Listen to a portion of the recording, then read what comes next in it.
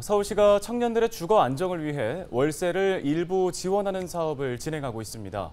그런데 지원 기준이 현 시세를 반영하지 못해 상당수의 학생들이 이 지원을 받지 못하고 있는 것으로 나타났습니다.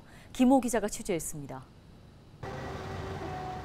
서울시가 청년 주거 부담을 덜어주기 위해 지난 2020년부터 월세 지원 사업을 시행하고 있습니다. 지원 대상은 만 19세에서 39세 이하로 월 소득은 312만 원을 넘으면 안 됩니다. 보증금 5천만 원, 월세는 60만 원 이하에 살아야 하고 선정되면 매달 20만 원씩 최대 1년까지 지원받을 수 있습니다. 올해 지원 대상은 2만 5천 명.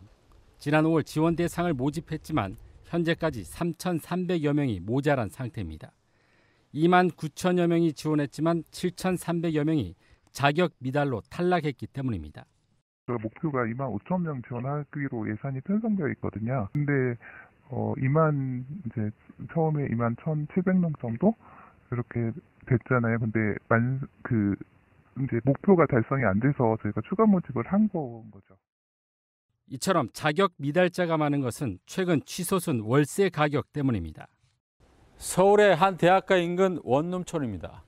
이 지역의 평균 월세는 80만 원을 훌쩍 넘습니다. 월세 60만 원으로는 방 구하기 쉽지 않은 상황입니다. 하나에 70에서 80 사이예요. 관리 포함해서. 근데 빈 방이 없어 거기는 다. 그리고 한 7, 8년 된 것도 이 엘리베이터 있고 잘 돼 있는 데는 보통 70 정도 줘야 돼요. 그래서 올랐어요. 한 2, 3년 전에 비해서 10만 원에서 20만 원. 상황이 이렇다 보니 월세 지원을 받고 싶어도 받지 못하는 대학생들이 적지 않습니다. 서울 시내에서 웬만하면 월세가 60 이상이기 때문에 실질적으로 그 혜택을 누릴 수 있는 세대가 많이 없을 거라고 생각해요.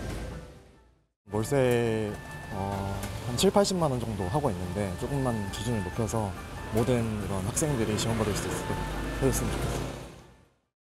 국토교통부도 지난해부터 한시적으로 청년 월세를 지원하고 있는데 소득 기준이 월 124만 원 이하 등 서울시 지원 조건보다 더 까다롭습니다. 더구나 서울 지역 월세가 타 지역보다 높다 보니 지원자가 적어 결국 서울시에 지원되던 국고 보조금 23억 원이 감액돼 지방으로 재배정됐습니다. 나름 통계를 바탕으로 실태조사랑 진행을 했더라고요. 근데 그 실태조사가 정말 제대로 진행됐는지도 모르겠고 서울에서 수도권에서 그렇게 예산 처리가 안 됐는데 이 예산을 지방의 청년들한테 그렇게 하겠다는 것 자체가 그냥 방언 논리인 거고 저는 실효성 없다고 생각합니다.